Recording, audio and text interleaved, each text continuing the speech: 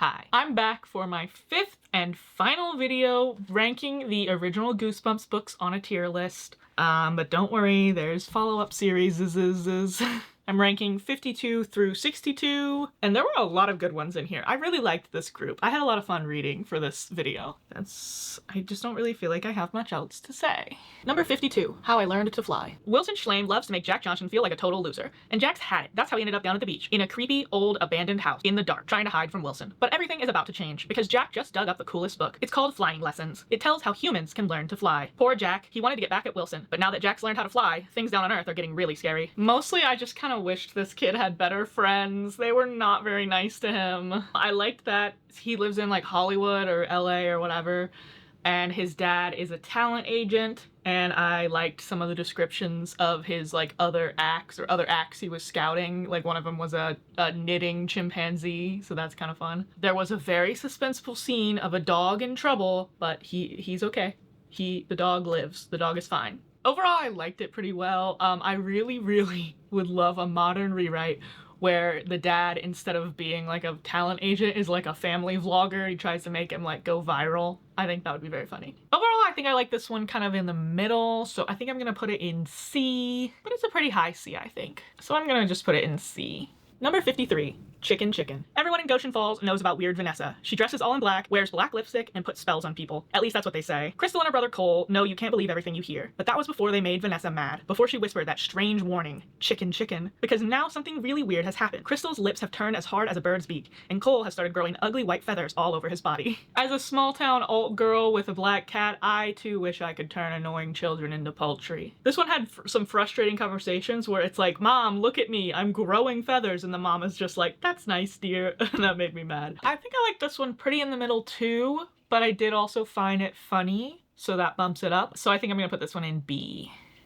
Number 54, Don't Go to Sleep. Matt hates his tiny bedroom. It's so small, it's practically a closet. Still, Matt's mom refuses to let him sleep in the guest room. After all, they might have guests. Someday, or year. Then Matt does it. Late one night, when everyone's in bed, he sneaks into the guest room and falls asleep. Poor Matt. He should have listened to his mom, because when Matt wakes up, his whole life has changed. For the worse. And every time he falls asleep, he wakes up in a new nightmare. Every time he goes to sleep, he enters like some kind of time warp. It's just a jump to the left.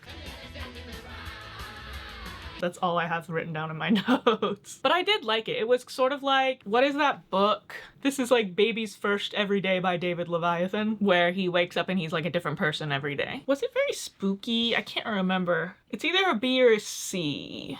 I feel like I don't remember enough about it, so I'm gonna make it a C for that reason. It was not bad at all. Number 55, The Blob That Ate Everyone. A famous horror writer. That's what Zach... Hold up, I remember it saying how he pronounced his name somewhere in here. It's Beecham. Okay, now that we've got that out of the way. A famous horror writer. That's what Zachy Beecham wants to be. He's writing a story about a giant blob monster. A pink, slimy creature who eats up an entire town. Then Zachy finds the typewriter in a burned-down antique store. He takes it home and starts typing. But there's something really odd about that typewriter. Something really dangerous. Because now every scary word Zachy writes is starting to come true. I really liked this until the last 2 chapters. I really liked it until the very end. There was kind of this setup that burning the pages that he's typing would fix everything that's going wrong from his magic typewriter, and that's never followed up on, and then the twist is just dumb. I hate it. It would be one of my favorites if it had a better ending, but it pissed me off. It would probably be a B or an A, but I hated the ending so much that I'm putting it in freaking C. Number 56, The Curse of Camp Cold Lake. Camp is supposed to be fun, but Sarah hates Camp Cold Lake. The lake is gross and slimy, and she's having a little trouble with her bunkmates. They hate her. So Sarah comes up with a plan. She'll pretend to drown. Then everyone will feel sorry for her. But things don't go exactly the way Sarah planned, because down by the cold, dark lake, someone is watching her, stalking her. Someone with pale blue eyes and a see-through body. Akatar authored lore drop. The main character in this book's name is Sarah Maas, spelled like the author of A Court of Thorns and Roses and a billion other 1,000-page books. I really liked parts of this book, but there were a few spots that I really did not like. There was an instance or two of like 12-year-old girls talking about losing weight, and I did not like that. That made me feel gross. Also, at some point she like gets lost and she says something about like she's scared that there's gonna be quicksand, and then she's like, oh, then I remembered there's no such thing as quicksand. Yes, there is. There is such a thing as quicksand. I don't think there's quicksand where she is, but it does exist. I thought it was quite spooky. I don't really think the front cover, the cover art, really happened. I don't recall there being a skull face on the girl. I'm gonna put in A, because it was actually quite scary. Although she did try to drown herself. And there were 12-year-old kids talking about weight loss. So I'm bumping it down for that reason. Number 57, my best friend is invisible. Sammy Jacobs is into ghosts and science fiction. Not exactly the smartest hobby, at least not if you ask Sammy's parents. They're research scientists, and they only believe in real science. But now Sammy's met someone who's totally unreal. He's hanging out in Sammy's room and eating his cereal at breakfast. Sammy's gotta find a way to get rid of his new friend. Only problem is, Sammy's new friend is invisible. I remembered this one. This was one of my favorites I read as a kid, and it gets right into the action of the invisible friend, or not so friend, really. And the ending twist makes me laugh, and I remember like running to tell my mom about it when I was a kid because I thought it was so funny. So I really like this one, even if I didn't realize how mean the friend was, the invisible guy, but it has a spot in my heart because I really liked it as a kid, so I really like it still. Without the nostalgia, it would probably be a B or even lower, but simply because it is one of the ones that I remember the most and I loved so much as a kid, it's going in A tier.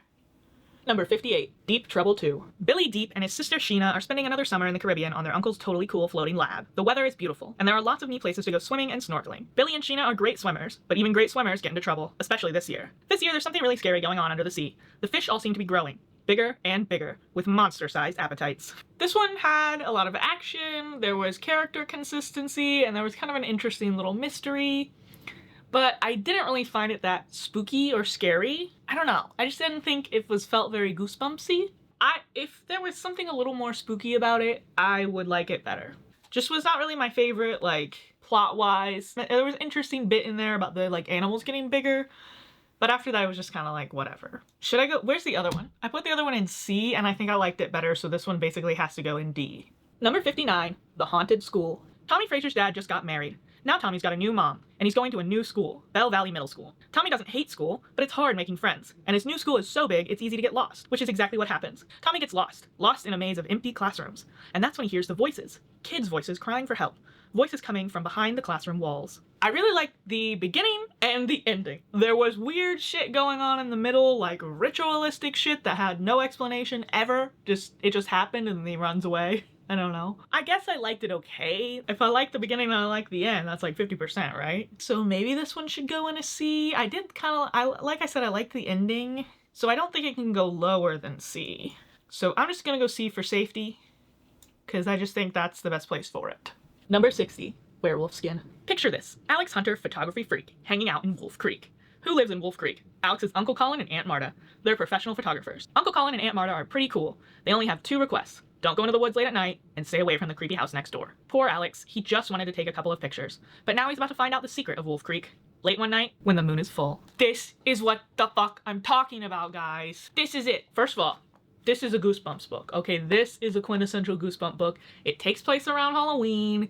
It has immediate intrigue. It is so nostalgic to me of being a kid in the 90s, fall leaves crunching underfoot in the woods. It is the perfect 90s fall Halloween atmosphere. I loved this book. I kind of want to make a video about this book by itself because I really liked it. And I've heard that the episode of the Goosebumps show is pretty faithful to it and also traumatizing. So I need to watch that one too. I will say, a bit of a plot hole at the end. Still loved it, don't care. I think we know where this one is going. I think we know where this bitch is going. And that is straight to frickin' S tier. This is a contender for my very favorite. In fact, I just read the whole series. I'm pretty sure this is my favorite one for the vibes alone. Number 61, I Live in Your Basement. Don't do this, watch out for that. Marco's mom thinks the whole world is a danger zone. She won't even let Marco play softball. But Marco just wants to have fun, so he sneaks off to a game, and that's when it happens. He gets hit in the head with a baseball bat. Now things are getting really fuzzy, really scary, because when Marco gets home, he gets the strangest call from someone who says he lives in Marco's basement. Pros, bizarre body horror, very surreal, unreliable narrator, you don't know what's real, what's fake. I like that. Cons, somewhat repetitive, and there's a little bit of an underwhelming twist, and also the twist was like when you find out what the truth is, it's sort of like, really? Are you sure about that? I would definitely not put this in A tier. I probably wouldn't really put it in B tier just because I didn't really like the ending very much. I think this one has to go in C or lower, and I think I liked it much less than these other two that I just put in C tier. Or 3, 4. Actually, I just put 4 in C tier. Very mid group, I guess. I don't know. I think I liked those better than this. So I think it has to go in D, because I don't even want to put it next to them, really. And finally, number 62, Monster Blood 4. Evan Ross can't forget about Monster Blood, the evil green slime that never stops growing. It can turn ordinary pets into ferocious animals and 12-year-old kids into freakish giants. But now there's a new kind of Monster Blood in town. It comes in a can just like the others. Only difference is this slime is blue instead of green. And instead of just growing, it's multiplying into terrifying blue creatures with razor-sharp teeth. This is gonna come as a shock if you've seen my other videos. I liked this one. I liked this Monster Blood one. And maybe I just like it so much because it is just different. Like, it's just not the same thing over again. He wasn't freaking mean. He was kind of like a little bit mean. Part of it is deserved because his cousin Kermit, which hilarious that his name is Kermit, but Kermit is a fucking menace in this book. He's constantly throwing Evan, the main character, under the bus, even in telling just straight up lies. There's another scene in this one of a dog in peril, but do not worry, he is okay. But it's actually really scary, and I was really scared. I was like, don't kill the dog. Also, super fun. This is a really nice copy, and it still has the trading cards in it. Wait, if I can open it goodly enough for you. Very cool. I hope that focuses. I would say it's not quite as good as the first Monster Blood. It's definitely way better than the second and third one, and I put the third one in D tier. And honestly, I think this one, the final one in the list, I think is going in B.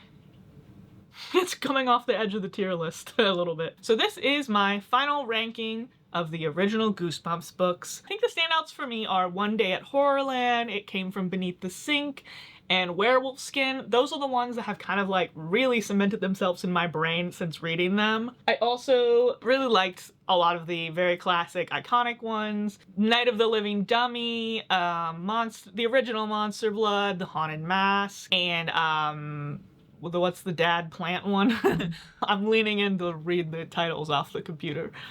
Stay Out of the Basement. Like, I did really like those kind of iconic ones. Thank you so much, all of you who have watched this whole series. And I do think that I'm going to be continuing with the Goosebumps series 2000, which is the series that came after this, after like Robert's contract was renegotiated or whatever. Thank you so much for watching, and I hope you have a happy Halloween. Bye! Oh, I thought I had a burp. It went back down. Ugh. Pros. Bizarre. Bizarre.